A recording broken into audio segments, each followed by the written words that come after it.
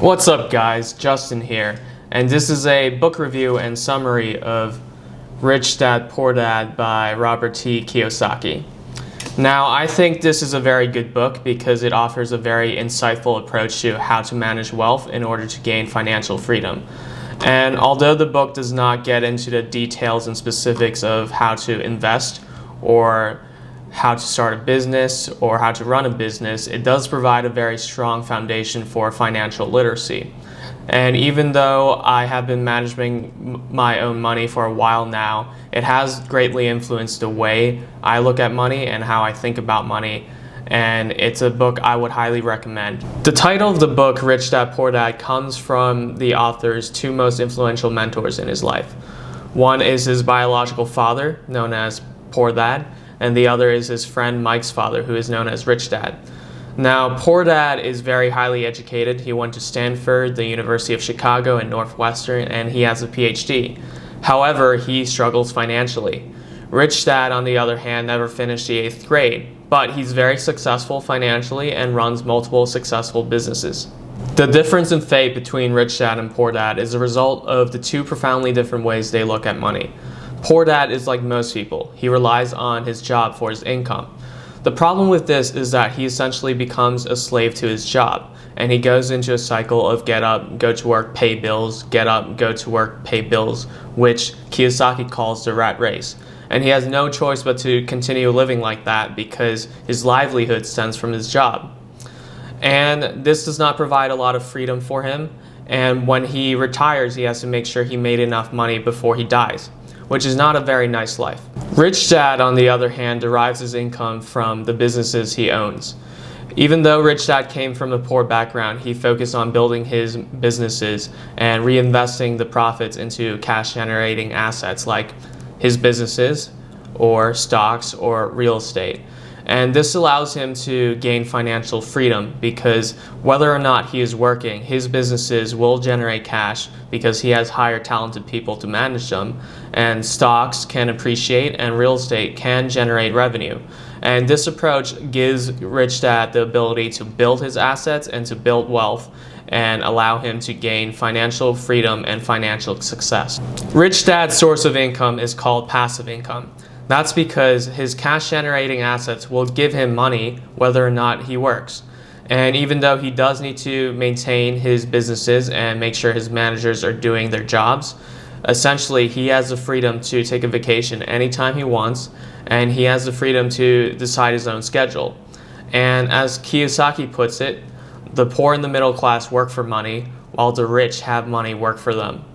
Rich Dad's advantage isn't just that he isn't tied down to a job and has the freedom to do other things, but also because the majority of the wealth generation in the economy comes from business profits and capital gains. And you'll only be able to reap this wealth if you own the assets that experience these profits and capital gains. Unfortunately, most people, like Poor Dad, do not own these assets, and most people derive their income just from labor. However, when businesses make money, the people who own those businesses get the profits. But when businesses spend money, the people who work for those businesses, like Poor Dad, will get paid. But for any economy to be sustainable, the businesses in the economy on aggregate have to make more than they spend. So obviously, the people who own those businesses will make more money than the people who work for those businesses. Moreover, because there are far fewer people owning businesses and assets than people working for them, there is a much bigger share for owners of businesses and assets to take money home than for the people working for those businesses.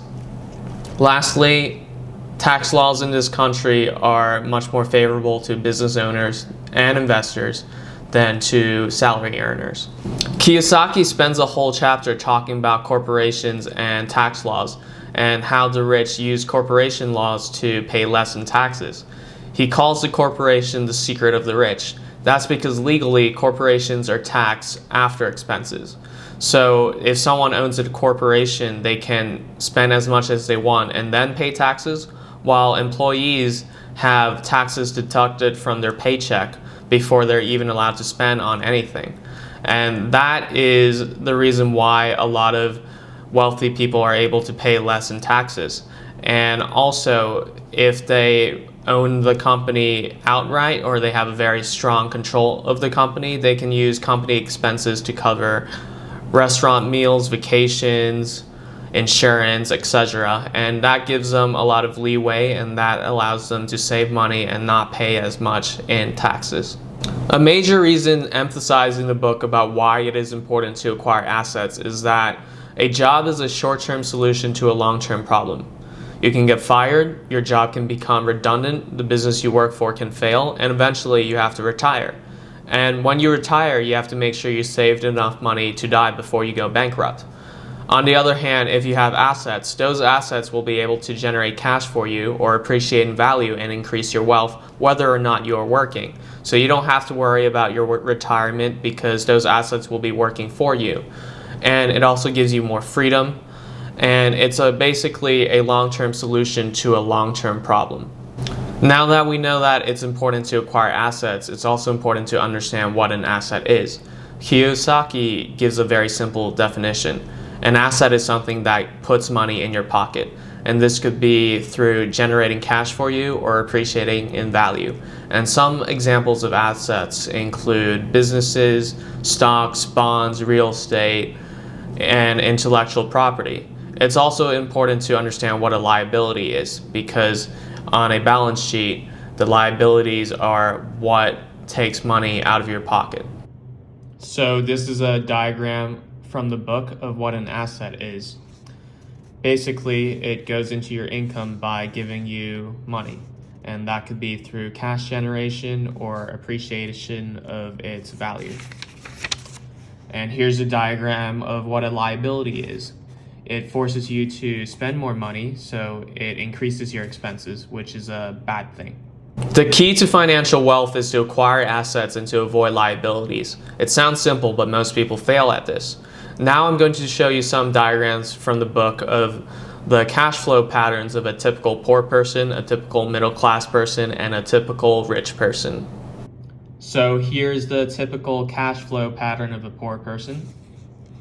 There's the job, and that's a primary source of income, and the person gets salary from that job, and he uses that to pay his expenses, so taxes, rent, food, transportation, clothes. This is the cash flow pattern of a middle class person, or the typical middle class person. Again, the job is the primary source of income with the salary, and there's a bunch of liabilities to be paid: mortgages, car loans, credit card debt, school loans, and on top of that there's expenses, there's taxes, payment for all those loans and debt, as well as all the typical expenses that a poor person would have to pay. And here is the cash flow pattern of a rich person. There's a bunch of assets. There's real estate, stocks, bonds, notes, intellectual property that is responsible for the person's income. And after he has earned all that money, he can think about paying, or he has to pay expenses and pay off his liabilities. But it's a lot easier because he has so many different assets to generate income for him. What keeps people in the middle class is that they acquire liabilities instead of acquiring assets. So with mortgages, credit card debt, and other loans, middle class people have to pay expenses to pay off the loans and debt, as well as paying regular expenses. So they don't have a lot of free cash in order to acquire assets. And this goes back to the trap Kiyosaki calls the rat race, because the middle class people have to work even harder in order to pay off the mortgages or loans or other debt that they have accumulated, and they don't get the chance to acquire assets, which would give them financial freedom. One interesting point the book makes is that a house is not an asset.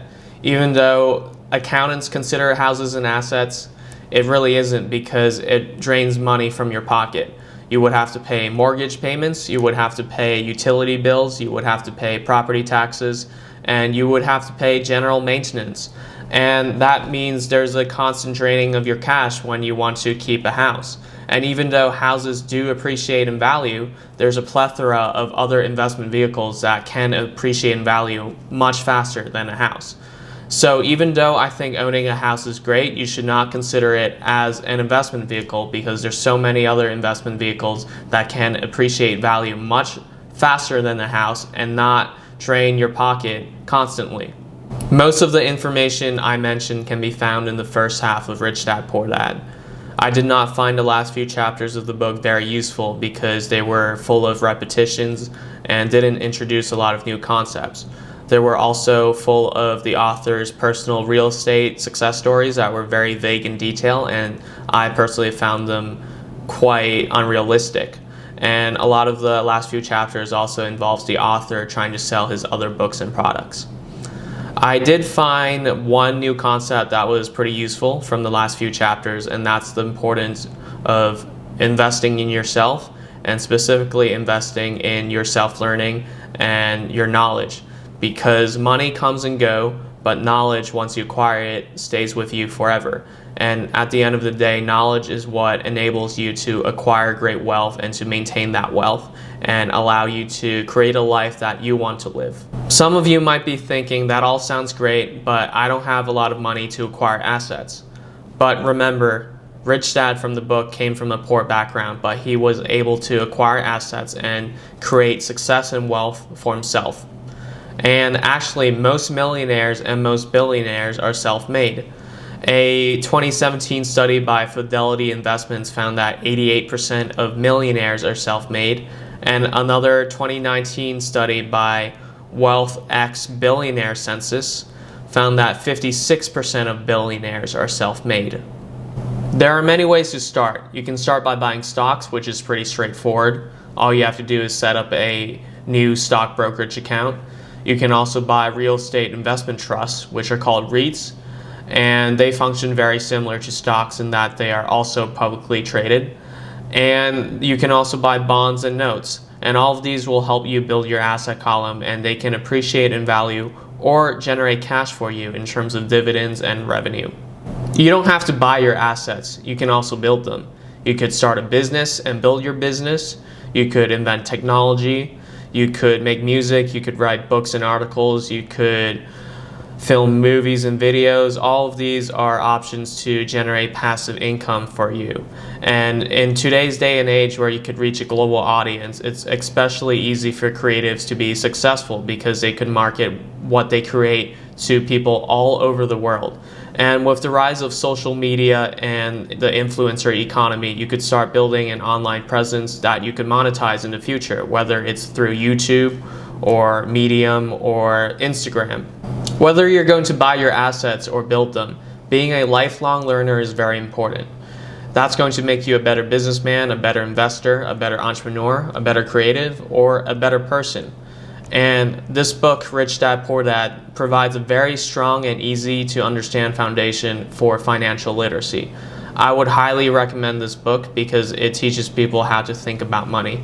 Even for someone like me who has learned about investing and wealth management from a young age, the book has had a profound effect on how I think about money, and it has influenced the way I look at things. And if you're interested in buying this book, there's a link in the description. Click on the link, and last time I checked, there's a discount on Amazon, so click on the link to the Amazon page if you're interested. Buy the book. If not, I hope this video really helped you in understanding wealth management and how to approach your money. Thank you for watching. Like, comment, and subscribe. I'll be posting videos like this in the future, so if you're interested, subscribe, and I'll see you soon.